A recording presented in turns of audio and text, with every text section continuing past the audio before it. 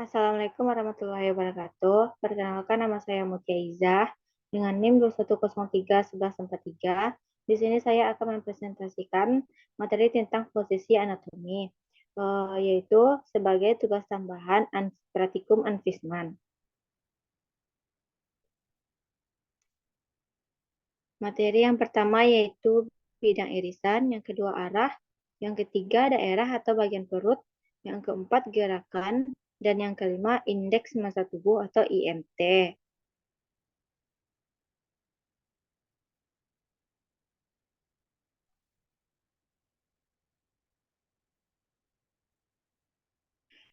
Materi yang pertama yaitu posisi anatomi. Posisi atau sikap anatomi adalah suatu keadaan ketika tubuh berdiri tegak menghadap ke depan, tangan dan kaki didapatkan seperti dalam keadaan bersiap. Eh,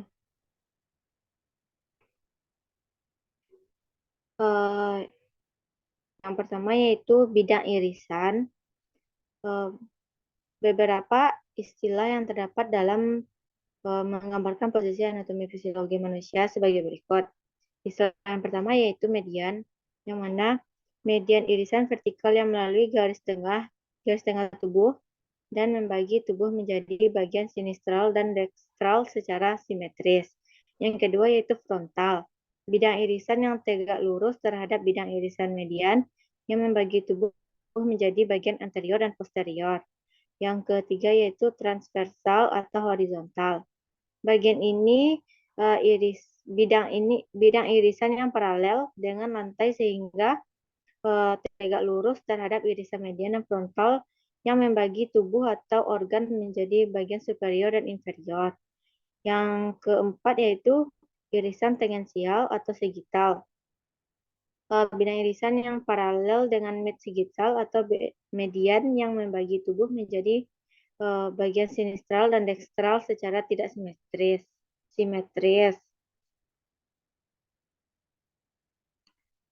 Eh, Dapat dilihat pada gambar eh, atas superior, bawah inferior, eh, medial tengah, posterior samping. Ya, ya kan? Lanjutlah. Materi yang kedua yaitu arah.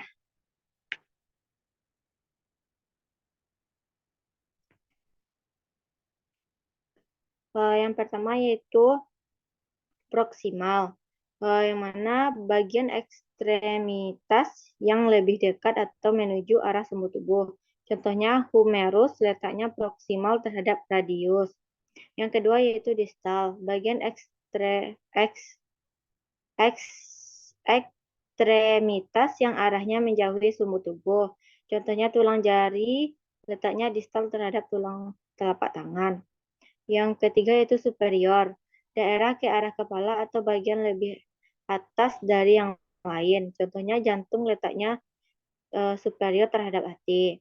Yang keempat yaitu inferior, daerah yang menjauhi kepala atau menuju ke bagian yang lebih rendah dari posisi struktur tubuh. Contohnya lambung letaknya inferior terhadap paru-paru.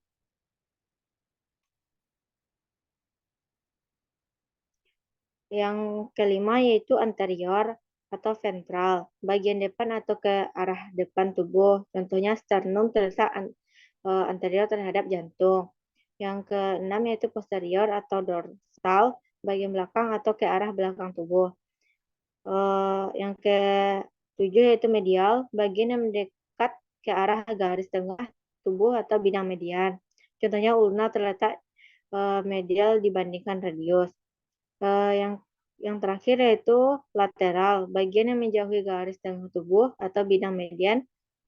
Contohnya kolon excandens terletak lateral terhadap vesikat urinaria. Dan selanjutnya yaitu superficial, bagian yang menuju permukaan tubuh. Contohnya otot lengan letaknya internal terhadap kulit lengan. Ya, selanjutnya itu parietal, membentuk cincin terluar dari suatu rongga tubuh. Contohnya pleura parietal membentuk lapisan terluar pada kantong pleura yang membungkus paru-paru. Dan yang terakhir itu visceral, membungkus sebuah organ atau selaput dalam.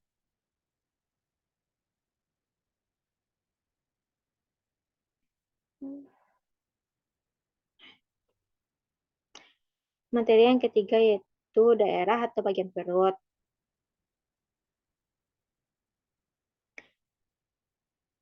Yang pertama ada epigastrika, yang mana lobus kiri dan bagian tengah lobus kanan. Contohnya hepar dan ventriculus. Yang kedua yaitu hipogastrika, bagian ke bawah perut. Contohnya colon sigmoid. Yang ketiga itu hipokondria, hipokondria sinistral, yaitu bagian perut atas arah kiri. Contohnya limpa dan pankreas.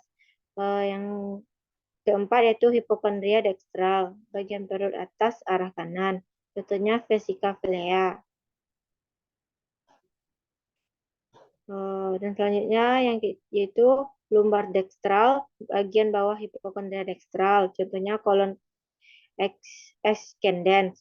Lumbar sinistral, bagian bawah hipokondria sinistral. Contohnya kolon descendens. Umbilika, bagian bawah epigastrika. Contohnya duodenum. Ilika dekstral, bagian yang berada di bawah lumbar dekstral. Ilika sinistral, bagian yang berada di bawah lumbar sinistral.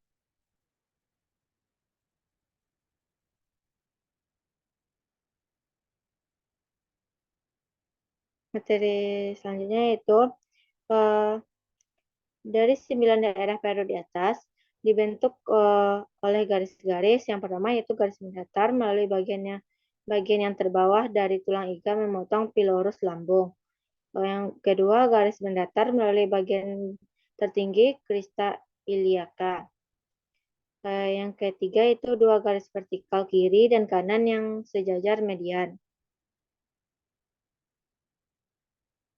Materi selanjutnya yaitu gerakan.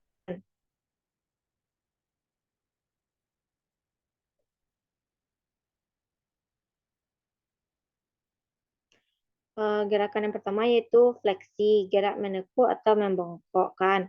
Yang kedua antifleksi, gerakan ayunan ke depan.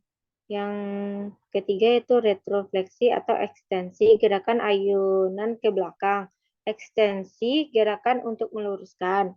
Hiperekstensi, gerakan ayunan ke belakang lebih lanjut. Abduksi, gerakan mendekati tubuh. Abduksi, gerakan menjauhi tubuh.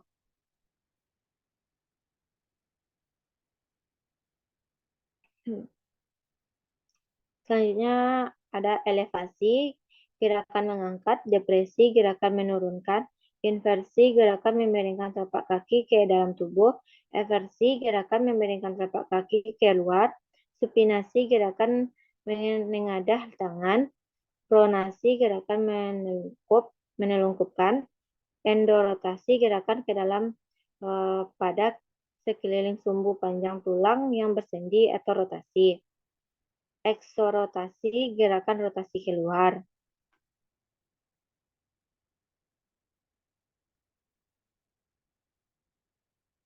Materi selanjutnya yaitu indeks massa tubuh atau IMT.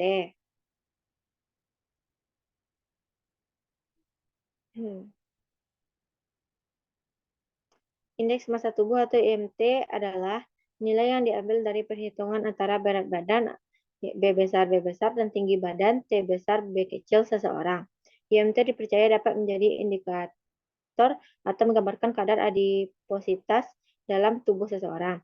IMT tidak mengukur lemak tubuh secara langsung, tetapi penelitian menunjukkan bahwa IMT berkorelasi dengan pengukuran secara langsung lemak tubuh seperti Underswater, weighting, dan dual energy X-ray. Absorbitiometri IMT merupakan alternatif untuk tindakan pengukuran lemak tubuh karena murah serta screening kategori berat badan yang mudah dilakukan.